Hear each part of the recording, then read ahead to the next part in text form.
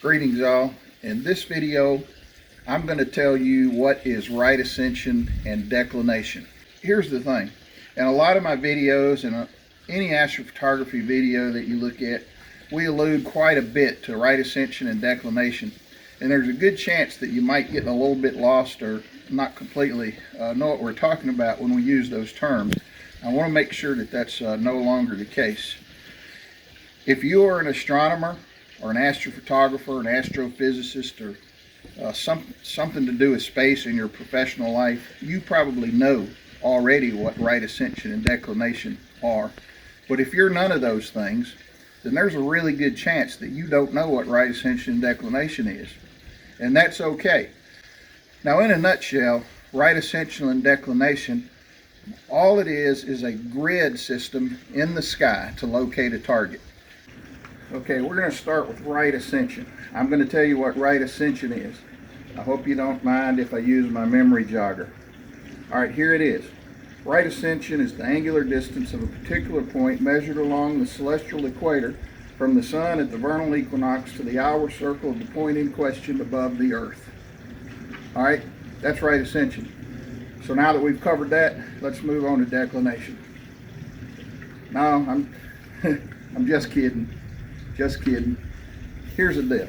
If you knew what I just said, then chances are you already know what right ascension is, and you don't need to watch this video. On the other hand, if what I just said is gobbledygook, then that's what we're going to do. We're going to clear that up.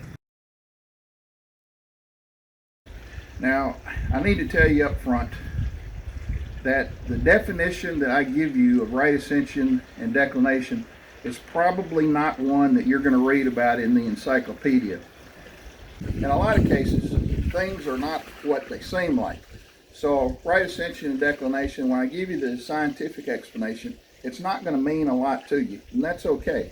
But what I'm going to do then is I'm going to show you right ascension and declination from our point of view here on Earth. I'm not going to present it to you the way it is. I'm going to present it to you the way that we see it. And that's different, frankly. There is precedent for this, though. I'll give you an example. Just think, we always say the sun rises in the east and the sun sets in the west. Well, you might not have any question about that because that's what we see here on Earth. But in actuality, the sun doesn't rise and the sun doesn't set. The sun just sets out there and then the Earth rotates. So in reality, the Earth rotates the sun into view in the east, and then it rotates the sun back out of view in the west. So that's what I mean. The reality is not the way we see it. I'm going to explain to you right ascension and declination the way we see it, just like we see the sun rise in the east and the sun set in the west. So if you get all hung up about the scientific definition, then you might want to skip to the end. Otherwise, if you want to know what right ascension and declination really is, how a regular person sees it, how you can use it, and useful meaning of right ascension and declination, then this is the video for you. Okay, here we are back in Stellarium. I wanted to show you a couple things here before we get back to the telescope. First of all, notice that we're looking here to the north. Off to our right is east, off to our left is the west. We're looking up towards the North Star, which is right here, this Polaris. Zooming in, you can see that, the North Star. So what I wanted to show you here is watch how the night sky rotates. The night sky rotates like this around Polaris. So I'm going to go ahead and play that, fast forward that so you can see that happen. You see how that works? So here's the North Pole, North Celestial Pole, and you see that the sky is rotating around this point right here.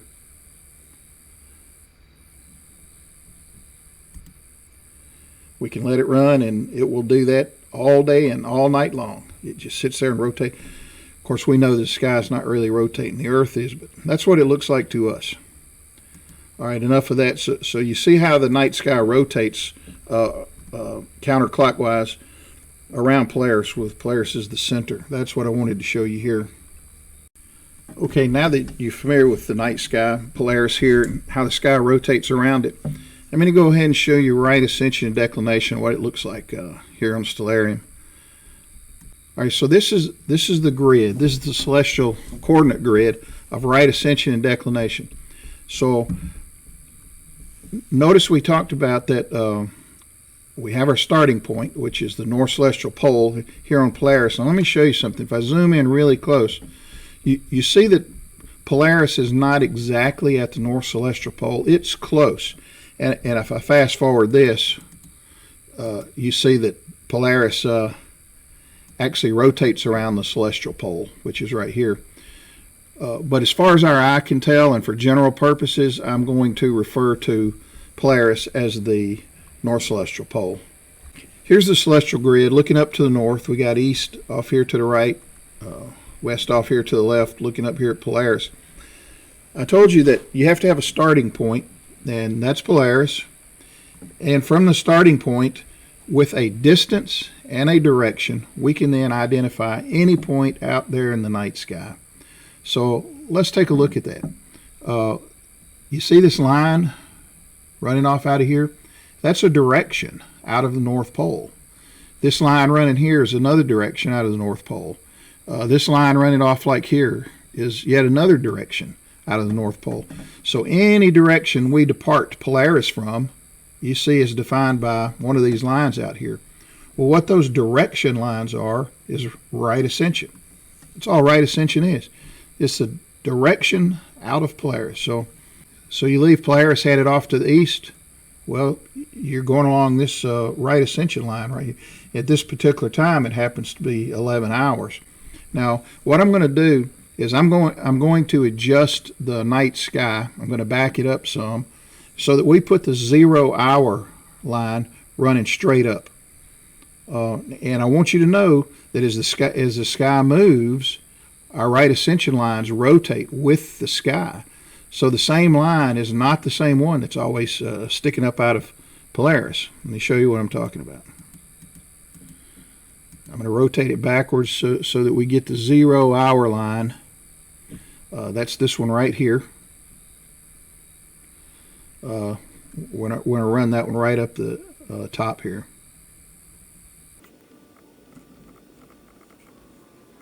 Now, you might think this is 360 degrees, like we usually defer to a direction like north, south, east, west.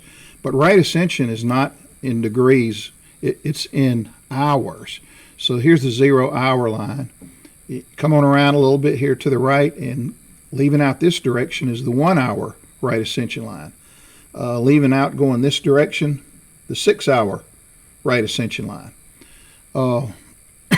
And guess what? There are 24 of these right ascension lines. Now, if we zoom in, you can break this down.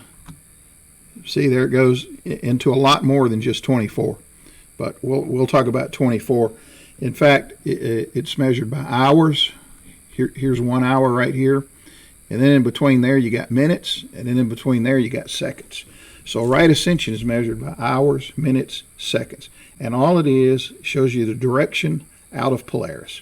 So that's right ascension, the direction that we're traveling out of the celestial pole. Now, I'm going to throw you a curveball here. Notice that our horizon is curved, but in reality, our horizon is not curved. It's flat as far as we can tell. So what I'm going to do is I'm going to go ahead and show this horizon the way we see it when we're standing out there looking, and I'm going to make it flat. And when I do that, notice what happens to these right ascension lines. They become warped. And the reason that is, the sky is not a flat surface out in front of us. The sky is a sphere that goes overhead. And it's like, imagine you're inside of a beach ball. So right now, we're at the center of the beach ball, and we're looking up. And when we look up at the night sky, what we're seeing is the roof over our heads, which is the inside of that beach ball. It curves around, and that's what we're seeing here. So there are exactly 2 lines that are perfectly straight on this beach ball sky. That's the line that runs straight up out of Polaris. And if you follow this line straight up out of Polaris, it's going to come up the wall of the beach ball, and then it's going to start over top. It's going to go right over your head, and then it's going to keep on going around the back side of the sky, and it's going to disappear around to the south. That line, that is called the meridian, that right ascension line that runs straight up out of the celestial pole all the way over your head and then back down to the south. That is called the meridian. And I'll show you why that's important here in a bit. Now, I want to stress to you one more time, this is very important. Remember, the sky rotates, and watch what happens to the right ascension. So you see that the right ascension lines rotate along with the sky. So the 0 hour line does not always come straight up out of Polaris. Okay, right now I've adjusted the time in Stellarium so that the 0 hour line runs directly up out of Polaris. As the sky rotates around, how long do you think it's going to take for this 1 hour line to come around here and be sticking straight up out of the top of the pole? So how long to go from the 0 hour line to the 1 hour line? Well, let's take a peek. If we look down here at the local time, we're at 1600 local time. So let's fast forward this now until the 1 hour line is coming out the top of the pole.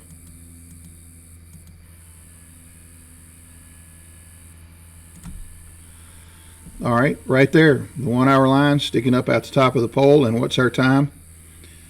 1700. So imagine that. It took 1 hour to go for this 1 hour line to move around here. Guess how long it's going to take for the 2 hour right ascension line now to be sticking straight up? Well, it's going to take an hour. I guess that's why they call it an hour. But anyhow, remember, the line sticking straight up is the meridian. That's why it's important. Okay, now that you know what right ascension is, that right ascension is just the direction coming out of the celestial pole. What is declination? Well, remember, to find our treasure or to pinpoint any point in the night sky, we've got to have both a direction and a distance. It's not sufficient to say, go this direction and find your treasure. You've got to say, go this direction for this distance, and then find your treasure. So that's what declination is. Declination is the distance out from the North Pole. Now, notice these rings. Every single point around this circle here is the same distance away from Polaris. Guess what? That means it has the same declination. That's what declination is, this distance away from Polaris. Here's another circle, a different distance out. And likewise, every point along this circle is the same distance away from the celestial pole. So that's all declination is. You draw a circle around the pole that's equidistant. That is a declination circle. So that's how we define distance away from the pole. Now, you might think that, well, the pole is at 0, and then here's 10, 20, 30, 40, 50, like that. Well, that would be incorrect. That's not how it works. Because remember, I took some liberty at how I'm describing right ascension and declination to you. I'm not explaining it to you as the science book defines it. I'm explaining it to you the way we see it and the way that makes it useful to us. So because of that, the declination lines actually start on the equator, the celestial equator, at 0. And let's see here, you can see right up there, here's the 20 degree line, the 10 degree line. So this would be the equator line right here, the line that's 0. And if we go on out from there, you see it starts over. It goes from 0, then to -10, -20, -30, so on and so forth. So actually, the celestial pole is at declination 90. And then here goes 80, 70, 60, 50, 40, 30, like that. And it counts down to 0 at the equator, the celestial equator. And then it starts counting back up in negative numbers. And guess what? When it gets back around to the south celestial pole, the declination is minus 90. Imagine how that works. Anyhow, that's declination. It's the distance out from the celestial pole. That's all declination is. It's pretty easy. Right ascension is the direction. Declination is the distance. Okay, let's do an example and see how declination and right ascension works and can help us. Let's look at Capella here. Let's try and find a right ascension and declination for Capella. All right, so we got 1 hours, 2, 3, 4, 5, 6. So Capella sits somewhere between 5 and 6. I would say right here is about 5 hours, 30 minutes. So Capella is kind of in between there. So what would you say, 5 hours and 20? Okay, that's our right. That's the direction out of Polaris. All right, now let's look at declination, which is distance. 90, 80, 70, 60, 50, 40. So Capella, the declination for Capella is somewhere between 50 and 40. So here's 40, here's 50, 45 is about right here. So what would you say is the declination for Capella? About 46. So let's go right ascension 5 hours 20, declination 46. Now let's click on it and see how close we really were. Click on it right over here. It tells us the right ascension and declination for today's date. So we see the actual right ascension is 5 hours 18 minutes, and we guessed 5:20, so pretty doggone close.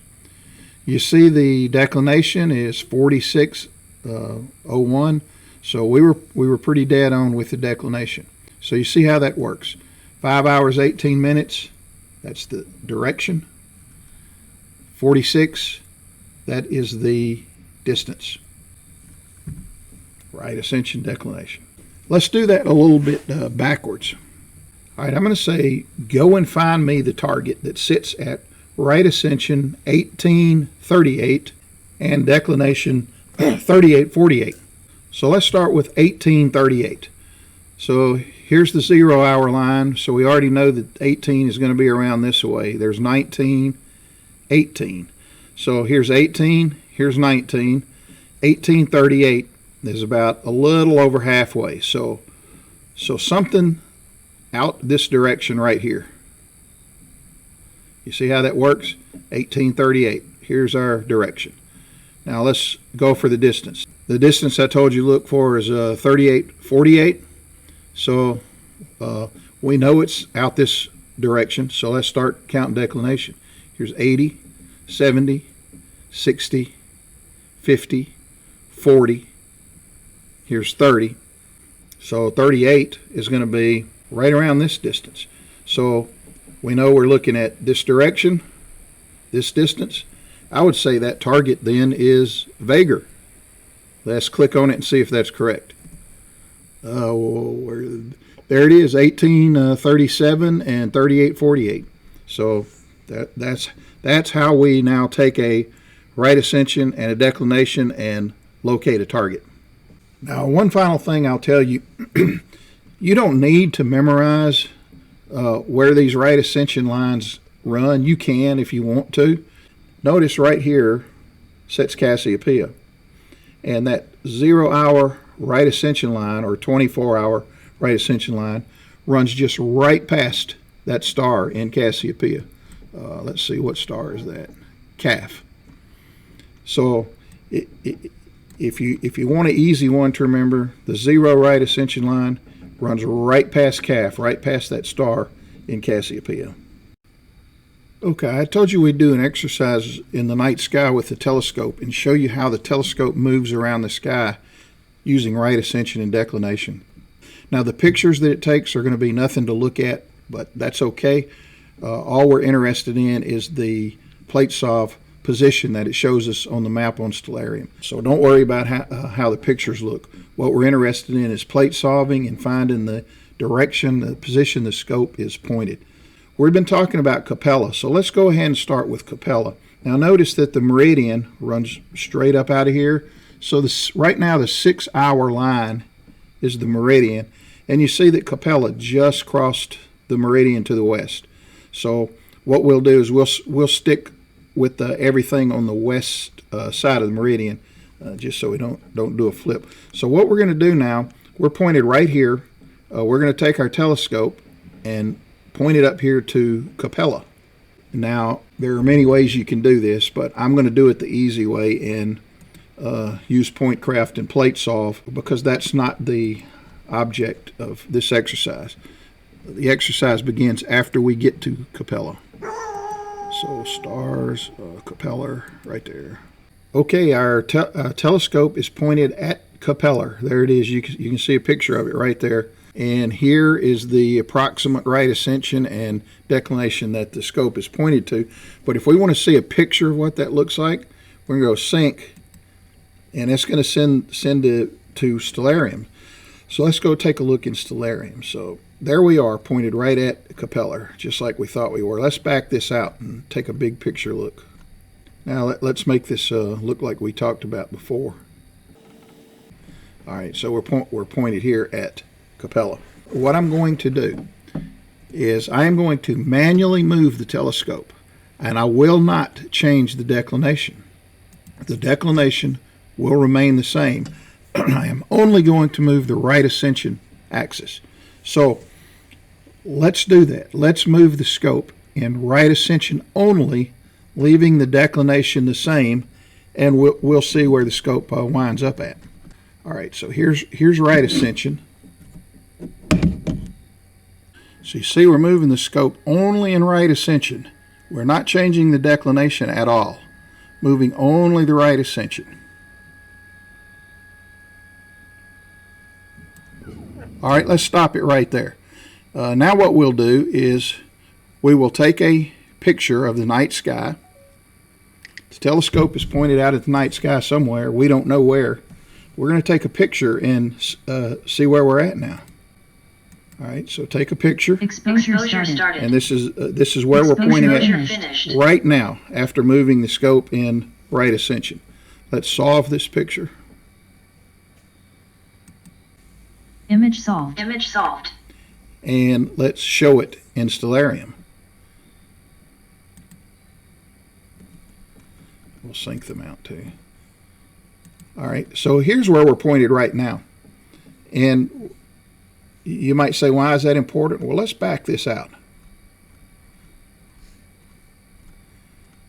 And let's go and find Capella. Okay, see, there's Capella right up here. And remember, we did not change the declination. So the distance did not change. Notice that the scope just rotated around on the same declination. And all we changed was the direction, or our right ascension. So you see how that worked? We moved the scope, but we did not move the declination. We only moved the right ascension. So the declination stayed the same. So the scope tracked along this line, just like this. And then here's where we stopped moving the right ascension axis. Now let's go back to Capella, and we'll do it the opposite way. We'll move only the declination and keep the right ascension the same, and see what that looks like. Okay, so we are back on Capella. Let's see what that looks like. Right here, here's our celestial pole, right ascension, declination. Now remember last time we moved only the right ascension, so the scope moved like this. Well, this time we are going to move only the declination and leave the right ascension the same. So what do you think the scope is going to do? If we don't change right ascension, but we only change declination, well, the scope is going to move along this right ascension line in whatever declination direction we tell it to go. In this case, I'll tell it to go further away, just so we can see it better. So here we go. I'm going to move the scope off of Capella, but I'm going to move only the declination, and I will not touch the right ascension. All right, here's what that looks like. I'm moving only the declination axis. You see how that's moving only in declination. The right ascension axis is not moving at all. Only declination. All right, let's let it stop right there. So we're pointed now at some random point in the sky, but we have an idea that we're somewhere along this line right here, because we didn't change our right ascension. So let's see where we're pointed, and we'll do that by doing a plate solve. Image solved. And we'll sync them out. Now let's see where we are. So here's where we're pointed right now. So let's back that out and see what that looks like.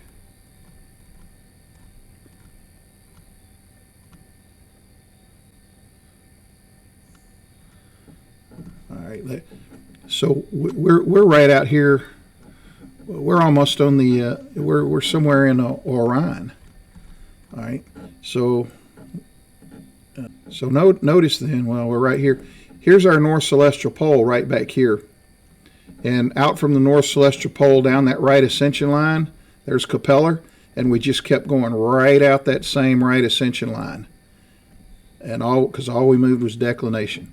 And you can see quite easily, here's our celestial equator right here. See how that line, actually this is it, how it runs straight from east to west. So we are just past, just on the south side of the celestial equator. So let's click a star that's close by here and take a look at that. Let's see if, yeah, it'll select that one. So we see our right ascension is 513, so it hasn't changed. But our declination now, or 514, our declination now is -3. So you see, we just went south of the celestial equator. So that's how it works. We just rode right out that right ascension line, changing only declination, which again changes distance from the North Pole. So that's how it all works, friends.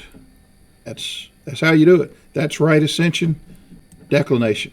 I told you if you watched this video, by the end you would know right ascension and declination probably more than you wanted to. And I also told you there would be a reward at the end. So let's go see what else we can do with right ascension and declination. Now, we talked earlier about using right ascension and declination to find targets in the night sky. We compared it earlier to a treasure hunt to find the coordinates where the treasure is buried. Well, somebody told me tonight to go and take a gander at these coordinates. They gave me 539.45 and declination 2201. So let's go take a look at that 539.2201 and see what we can find. Here's a 5-hour line, 6-hour line. So that's going to be about right along here, just a little bit closer to the side, and then 22. So we got 80, 70, 60, 50, 40, 30, 20. So that's going to be right in this area, right where that star is at. Right here. Let's take a look at that. Well, I don't see anything, but you know what? Right ascension declination doesn't lie. Let's go there. How we're going to do that, we'll go ahead and let me turn the telescope on first. We'll put those right ascension and declination coordinates here in our go-to. So there it is, and off we go. So that's how we use the right ascension declination to point our telescope at something. Right now we're kind of wondering if there's anything there, though. Go to plus finished. Okay, so there it is. Our telescope is at the coordinates we gave it. So let's get some guiding going.